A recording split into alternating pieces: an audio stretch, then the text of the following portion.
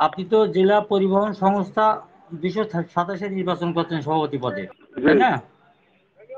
জি। আচ্ছা, যাও এখন অভিযোগ হচ্ছে যে আপনার বিরুদ্ধে অস্ত্র, বিস্ফোরক, মাদক সহ ৫টি মামলা আছে। হ্যাঁ আপনার বিরুদ্ধে হ্যাঁ অস্ত্র, মাদক, বিস্ফোরক সহ ৫টি হ্যাঁ। মামলা আছে।